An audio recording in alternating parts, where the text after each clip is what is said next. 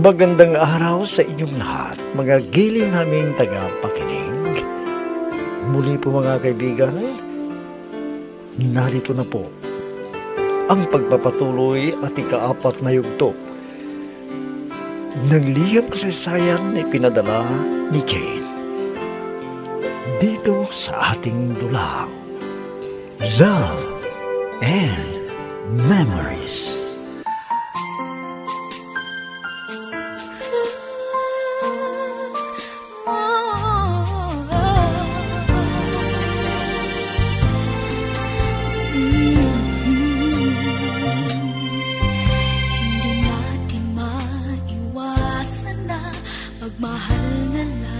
Pinuntahan ko si Rani sa bahay nila at ang inay niyang nagsabi na nandoon sa kwarto si Rani at may kasamang barkada. Kaya nang silipin ko ay nakita ko na may kasiping siyang bakla. Kaya pumunta ko kay Arlene at sinabi ko sa kanya ang aking natuklasan.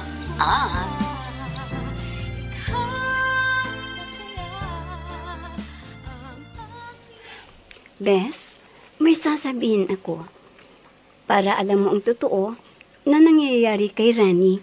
Ha? Anong ibig mong sabihin? Alam mo ba na may kaibigan tayo na nagtraidor sa iyo? Ano? Sino ba yung tinutukoy mo, Jane? Sabihin mo sa akin. Si Shasha. Nakita ko ang milagrong ginawa nila. Siguro, siya ang dahilan. Kaya nakipagtala sa iyo si Rani. Salamat sa malasakit mo sa akin, ha, Bes. Pero, di pwedeng pakialaman ang ginagawa ni Rani. Kahit anong gusto niya. Dahil pinutol na niya ang relasyon namin. Ano? Nakakainis. Wala na pala sila. Pisit na siya na yun. Inunahan niya ako kay Rani. Buti sana kung hindi siya pangit na bakla. Pero hindi ako papayag na siya lang ang makikinabang. Hindi! Hindi!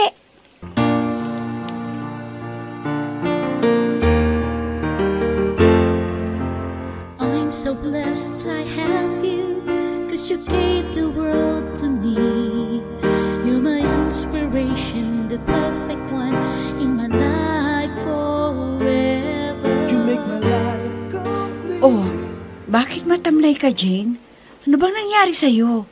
Wala po, inay. Kaya lang, naaawa po ako sa aking kaibigan na si Arlene. Dahil may kaibigan kami na nagtraidor sa kanya. Ano bang ginawa ng sinasabi mong nagtraidor kay Arlene, ha? Gumawa ng chismis, ganun ba? Hindi po, inay. Kundi inagaw niya ang nobyo ni Arlene. Siguro, pera ang ginamit ng bakla na yun para mapasa kanya si Rani. Alam mo, anak, talagang ganyan ang buhay. Kung minsan ay may kumakapit sa patalim para lang magkapera, kahit may nasasaktan na silang iba. Oo nga po, inay. Kaya nakipag-break si Rani kay Arlene. Yun pala, nakipagrelasyon siya sa isang pangit na bakla. Kung ganun, anak, kailangan nadamayan mo siya para hindi niya masyadong maramdaman ang kalungkutan na nangyari sa relasyon nilang dalawa ng nobyo. Pero alam mo, anak, yun ay subok lang sa buhay niya. Kaya dapat kayanin niya. Opo, inay. Pinagsabihan ko na siya na huwag niyang iyakan ang lalaking taksil at di dapat pagtiwalaan. Oo, Jane. Marami pa siyang mahahanap na tunay na magmamahal sa kanya kung tutuusin eh. Pero talagang ganyan ang relasyon. Yung makipagrelasyon ka sa isang nobyo, iwan ko lang. May ligaya at lungkot sanang malagpasan ni Arlene ang nangyari sa kanilang nobyo. Ay, kaya nga po, inay. Pag maaga ang uwi ko, ay dumadaan ako sa kanya para kausapin at malibang siya at hindi na mag-aalala.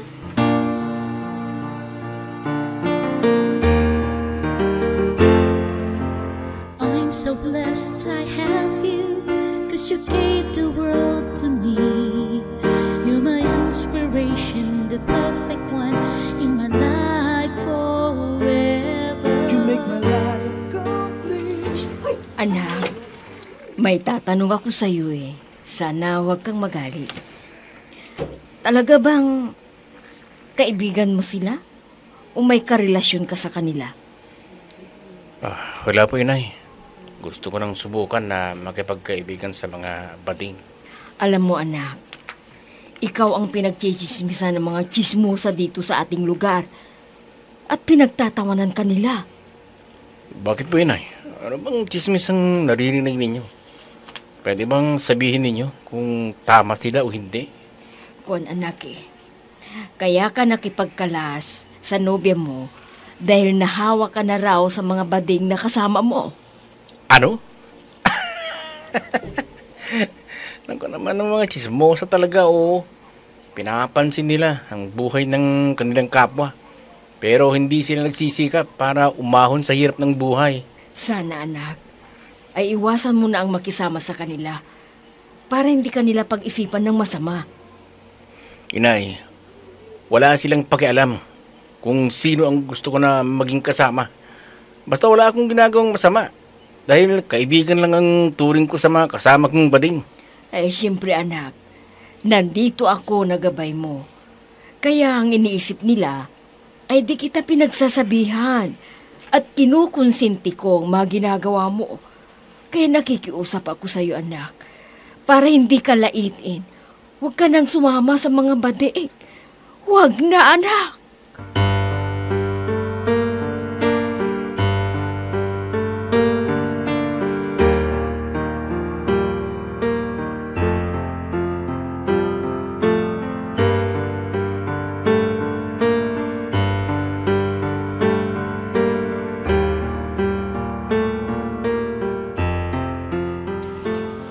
Mabuti naman at pumunta ka rito, Bes. Gusto ko ring magtrabaho para hindi ko maisipan ang mga nangyari na pagbibreak namin ni Rani. Ano bang plano mo, Ardin? Pwede bang malaman? O gusto mo, samahan kita na maglibang para hindi nagugulo ang isipan mo? Hana, wala ka nang iisipin na iba, kundi ang magandang kinabukasan mo. Huwag na tayong gumala, Bes. Alam ko na busy ka rin sa trabaho mo. At may plano ako na pumunta sa Maynila at magtrabaho. Dahil ipapasok ako ng pinsan ko sa pabrika na pinagtatrabahuan niya. Mabuti yung gagawin mo para maging busy ka. At unti-unti ay makakalimot ka sa kabiguan mo sa pag-ibig na hindi nagtagumpay dahil inagaw siya ng bading. At balita ko, ang mga kaibigan niya ngayon ay mga bading. Ganun ba? Bahala na siya sa buhay niya. Kung ano ang gusto niyang gawin. Basta ako, magtatrabaho ako para makatulong ako sa mga magulang ko. Dahil matanda na ang inay at hindi na kaya pa ang magtrabaho.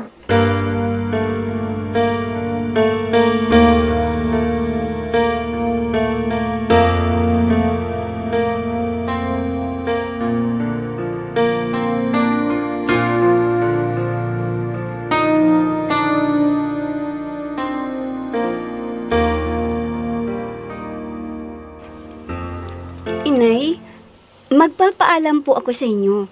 Gusto kong subukin ang aking kapalaran sa Maynila. Isinasama po ako ng isa kong kaibigan. Pagka-certain po ako. Sige anak, ikaw ang masusunod kung yan ang iniisip mo. Susuportahan pa kita sa iyong kaliligaya. Salamat po, Inay. Dahil hindi kayo tumututol sa anumang nais kong gawin sa buhay ko. Basta anak ha, maging mabuti ang iyong kalagayan. Hindi kita pagbabawalan. Basta anak ha, mag-ingat ka palagi para hindi ka mapahamak. Salamat po, Inay. Gagawin ko po ang lahat para guminhawa ang buhay natin. Para ipakita kay Itay na kaya kong tumayo sa sarili kong paa at makakamit ko ang tagumpay at iaalay ko sa inyo, Inay. Maraming salamat sa iyo anak. Kailan ka ba aalis para mabigyan kita ng pera para may pambili ka ng pangangailangan mo doon? Salamat po, Inay, at naiintindihan ninyo ko. Sana, swertehin ako para matulungan ko kayo. Anak, Huwag mo na kaming paproblemahin ng tatay mo dahil may pagkukunan kami para sa aming pamumuhay at doon namin kukunin doon sa tanim ng tatay mo sa bukid. Ay, sige po, inay. Kung bigyan niyo ko ng perang panggastos ko habang hindi pa ako sumasahod, hindi bali, papalitan ko rin pag nakaipon ako para matupad ang aking mga pangarap. O sige na, maghanda ka na para makaalis ka na at wala pa dito ang itay mo. Samantalahin mo ang iyong pag-alis at sana, anak, gabayan ka ng Diyos sa iyong paglayo sa amin.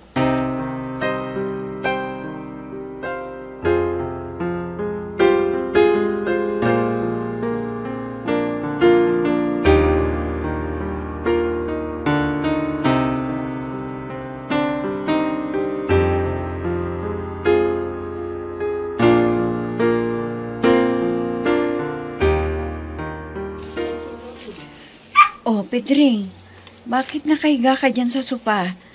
Ano bang nangyari sa'yo, ha? Ewan ko ba. Ang bigat ng katawan ko't masakit. Ha? May lagnat ako eh. Hindi ko kayang bumangon. Naku, kailangan na isugod kita sa ospital. Baka kung ano na yan. Kailangan na magamot ka. Sige. Tumawag ka ng tricycle. Masasakyan natin. Papuntang ospital dahil parang nanginginig ang katawan ko eh. Parang ang init ng buo kong katawan. Pati ulo ko masakit. Sandali lang, ha?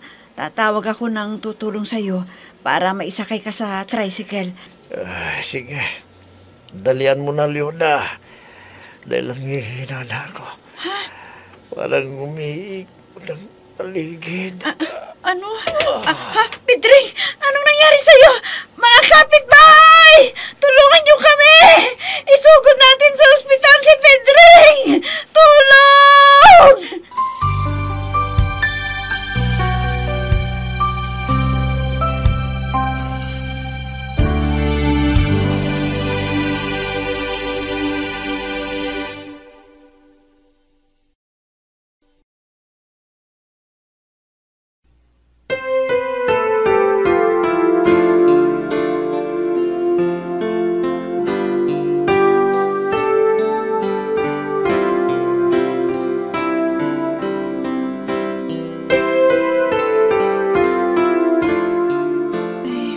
Mabuti naman at naagapan ka agad ang sakit ni Pedring. Kung hindi ko na isugod dito sa ospital, hindi ko alam kung anong nangyari na sa kanya. Nasaan kasi si Jenny? Hindi man lang siya magbakasyon. Ilang taon na siyang nasa Maynila. Hindi niya alam na nandito sa ospital ang tatay niya. Sana, Pedring, gumaling ka na kaagad para maliit lang babayaran natin sa ospital. Ang hirap nito, wala kang mautusan para bibili ng kailangan ni Pedring. Sana hindi maubos ang ipon natin, Pedring, para may panggastos pa tayo. Paano na to kung maubos ang ating ipon? Matanda na tayo.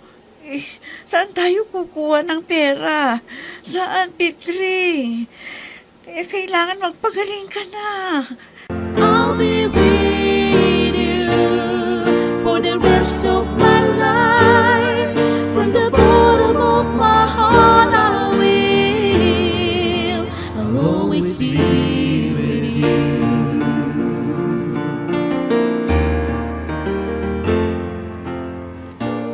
Sana naman, Pedring, bawas-bawasan mo ang pag-inom mo ng alak dahil buntik ka nang mamatay dahil natake ka. Kaya ingatan mo naman ang iyong kalusugan. Kung anong bawal, huwag mo nang ipilit para hindi ka maagang ihatid sa sementeryo.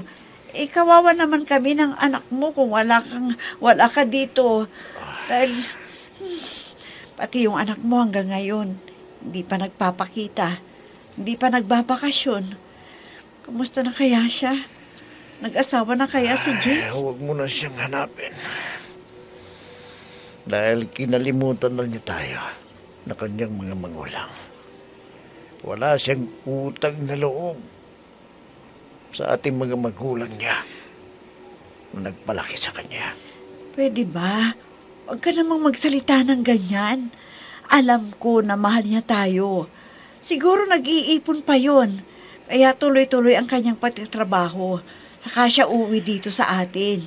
Wow, umasa ka pa.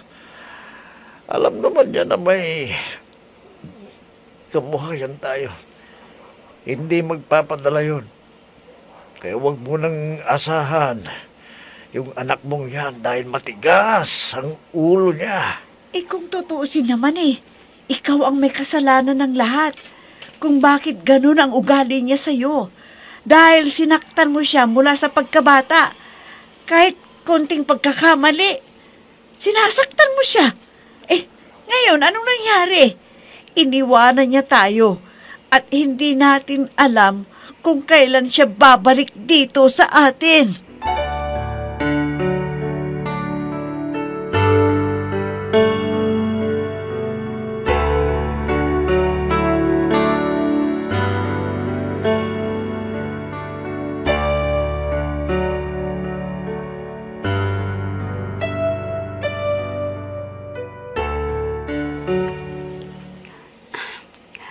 Mabuti na lang.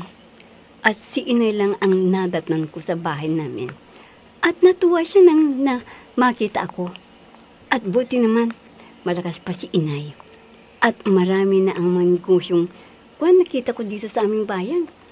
At nakapagpatayo pa ako ng beauty parlor ko dito. Sana, kikita ako para makaipon uli ako. Jane! Jane! Ikaw ba yan, ha? Si Arlene, ang matalik kong kaibigan. Oh, kamusta ka na? Gumanda ka ngayon na. Baka magpapariban ka, ako na ang magsiservisyo sa'yo. Hindi ako magpapaayos, Bes. Pumunta ako rito dahil aanyayahan kita sa takdang araw ng kasal ko. At ikaw ang mag-aayos sa akin. Talaga? O sige, sabihin mo kung kailan. O, asa yung nobyo mo? At di mo ba kasama? Hindi pa. Nasa Maynila pa siya. At bukas pa siya darating. Isang Amerikanong sundalo ang nobyo ko. Ha? Naiinggit ako sa iyo, Bes. Buti ka pa. May nagmamahal na sa iyo. Sana kami rin ni Rani ay magpakasal din. Oh, may sinasabi ka ba, Bes? Ha? Wala, Bes. Ang sabi ko, swerte mo. Makakatikim ka na ng luto ng Diyos na sabi nila, ako'y kaya. Kailan kaya ako makakatikim?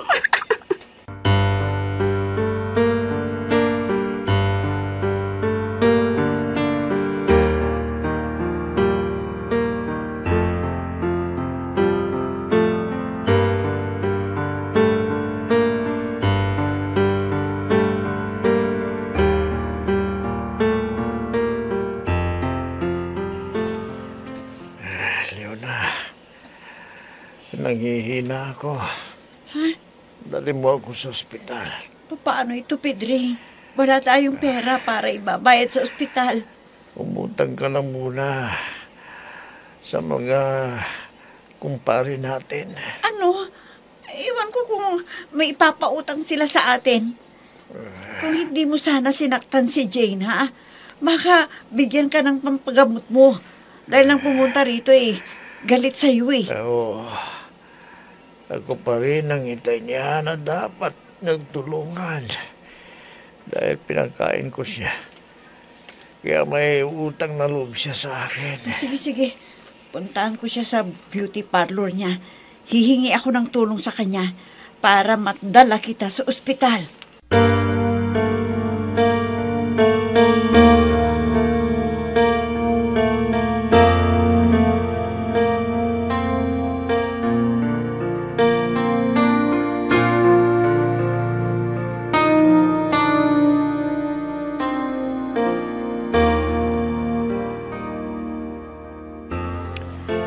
Bakit kayo pumunta dito, inay?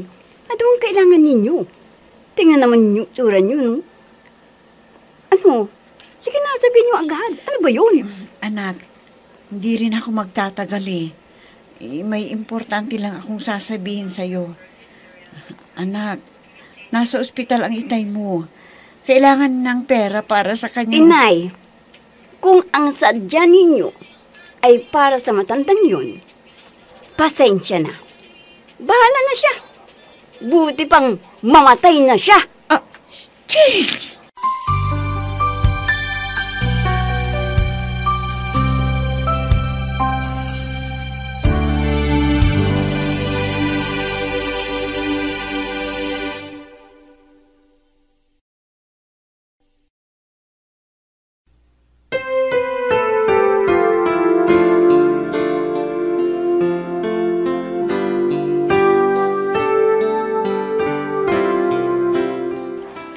Tulungan kaya ni Jane ang kanyang ama?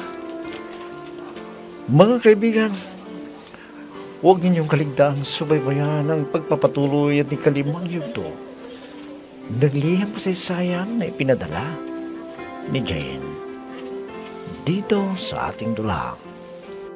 Love and Memories.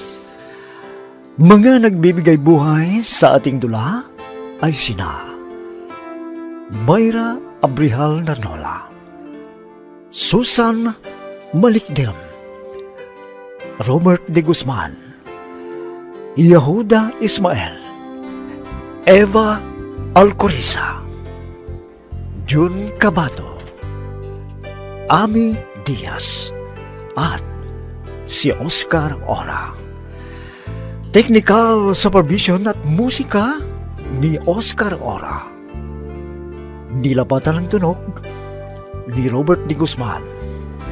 Mula sa panulat at direksyon ni Ami Diaz. Love and Memories.